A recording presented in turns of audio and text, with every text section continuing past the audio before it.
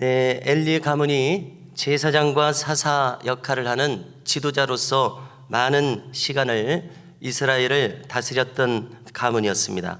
그런데 그들은 하루아침에 몰락했습니다. 그리고 이제 새 시대가 되었습니다. 그랬더니 새로운 지도자가 등장했습니다. 그는 바로 엘리 제사장 아래에서, 성막 아래에서 계속해서 젖먹이 시절부터 젖된 다음부터 훈련받았던 사무엘이었습니다. 오늘 내용에서는 사무엘이 행한 사역 세 가지를 정리해서 이야기해 주고 있습니다. 첫 번째로 사무엘은 민족의 신앙을 회복시켰습니다. 우상 숭배를 단절하도록 만들었습니다. 여전히 이 사사시대 후반에 수많은 이스라엘 민족이 우상을 섬겼던 것 같습니다. 가나안 원주민을 따라서요. 그래서 너희가 전심으로 여호와께 돌아오려거든 우상들과 아스다롯을 제거할 것이라 이렇게 이야기합니다. 오직 여호와만을 섬길 것을 결단하라 이렇게 명령합니다. 그러면 블레셋에게서 구원을 받을 것이다 이렇게 말합니다. 그러자 백성들의 반응은 무엇입니까? 4절에서 한마디로 정리해 주기를 그들은 바알과 아스다롯을 제거하고 여호와만을 섬겼다고 기록합니다. 앞뒤에 구구절절 설명이 없습니다. 이 한마디로 족합니다. 지도자가 누구냐에 따라서 그 민족의 운명이 결정되는 것을 알 수 있습니다. 엘리 제사장 시절과는 다르게 사무엘이 지도력을 발휘하니까 온 이스라엘 백성들이 우상을 다 버리고 단절하고 여호와만을 섬기는 이런 놀라운 역사가 일어났다라고 한마디로 기록하고 있습니다. 확실하고 분명한 결과를 가져왔습니다. 왜 그렇겠습니까? 사무엘이 확실하고 분명하게 하나님 편에 서 있었기 때문이라고밖에 생각할 수가 없습니다. 이어서 사무엘은 내친 김에 백성들을 미스바로 다 모이도록 합니다. 미스바의 위치는 예루살렘과 그 북쪽에 베델이 있습니다. 그 사이에 중간쯤에 있습니다. 한마디로 이스라엘의 중부지방에 있는 성읍입니다. 그는 거기에서 물을 붓고, 물을 붓는 것이 무슨 의식인지는 잘 알 수 없습니다. 그러나 세례를 받을 때 물속에 잠기는 것처럼 무엇인가 성결하게 하는 것과 관계 있을 것이라는 생각을 하게 됩니다. 물을 붓고 또 하루 종일 금식합니다. 이것은 그 자리에 모인 백성들이 전심으로 하나님께 집중하면서 행했다는 것을 알 수 있습니다. 우리는 예수님께서 팔복에서 마음이 청결한 자는 복이 있나니 저가 하나님을 볼 것이며 말씀하신 것을 기억합니다. 자, 어떤 목사님의 글을 읽다 보니까, 외국 목사님입니다. 이 마음이 청결한 자를 이렇게 그는 해석하는 것을 보고 참 인상 깊었습니다. 마음이 청결하다는 것이 무엇이냐? 그것은 하나님께 전심으로 집중할 때 그런 현상이 일어난다. 그가 그렇게 말하는 것을 보고 제가 기억에 남습니다. 그렇습니다. 일리가 있습니다. 마음이 청결한 것은 하나님께 전심으로 어떤 거친 것도 없이 하나님께 집중하는 것을 가리킬 것입니다. 그러면 하나님을 본다고 그랬습니다.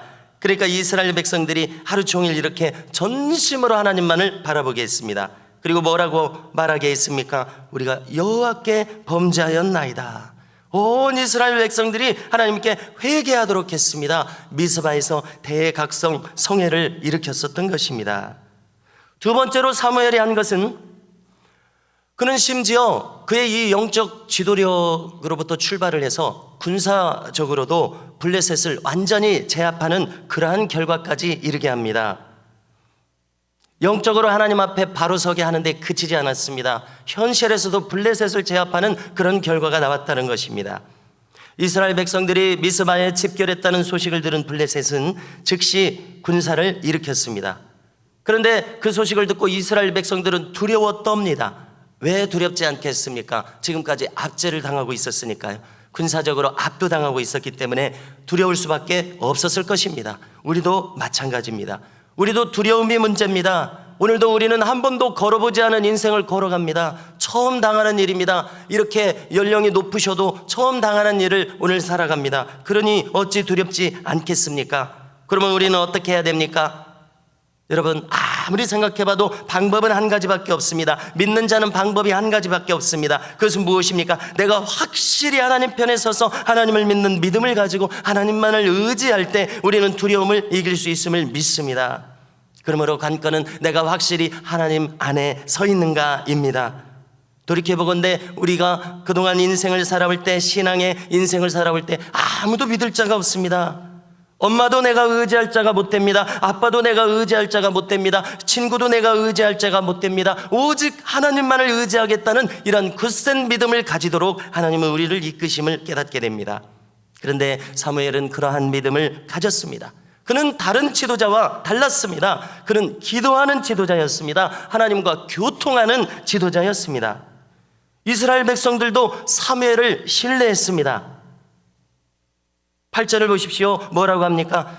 당신은 우리를 위하여 우리 하나님 여호와께 쉬지 말고 부르짖어 우리를 블레셋 사람들의 손에서 구원하게 하소서.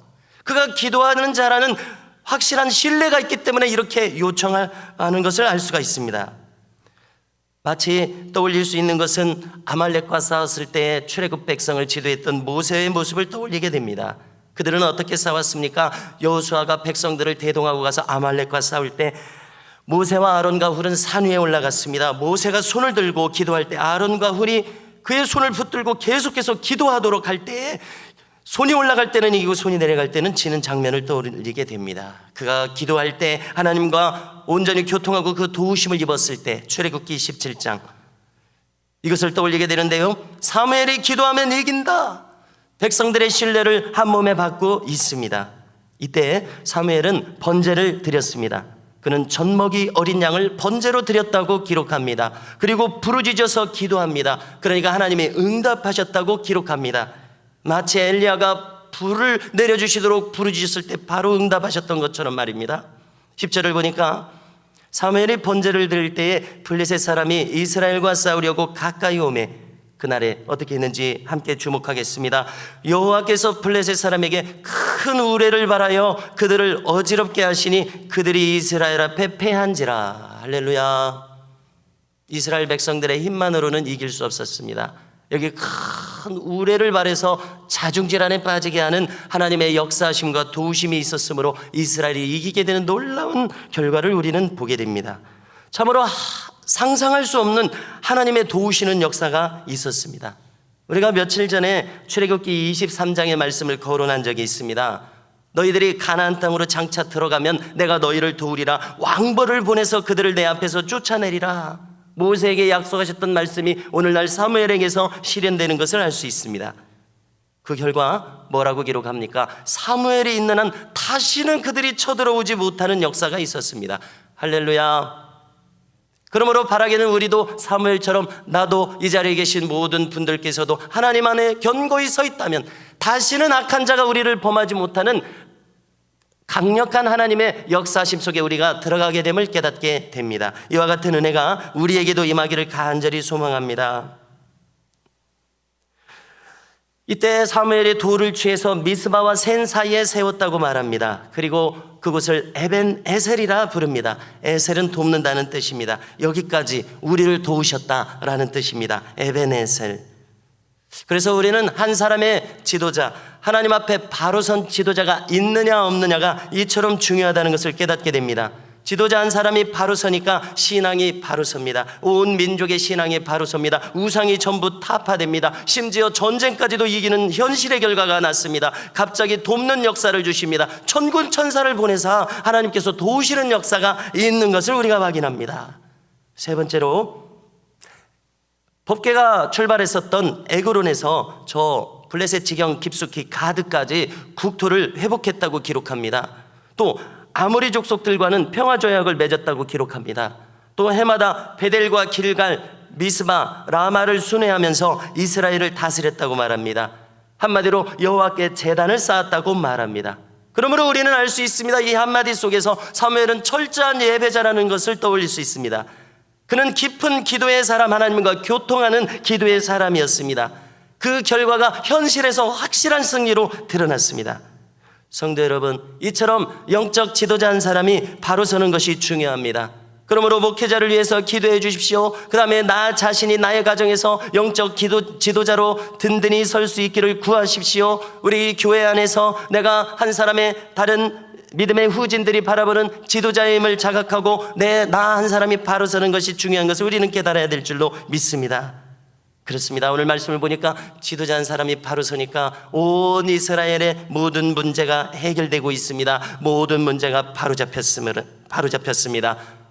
그러므로 우리의 문제도 근본적으로 영적인 문제인 것을 깨닫습니다. 보이는 것은 나타난 것으로 말미암아 된 것이 아니라 보이지 않는 것으로 말미암았음을 깨닫게 됩니다. 그러므로 우리 모두도 확실하고 분명한 교훈을 얻기를 원합니다. 우리 모두는 내가 속한 곳에 영적인 지도자로 세움을 받았습니다. 가정과 교회의 지도자로 세움받았습니다. 그러므로 우리는 다른 사람을 볼 것이 아니라 나 한 사람이 바로 서는 것이 중요함을 깨닫게 됩니다.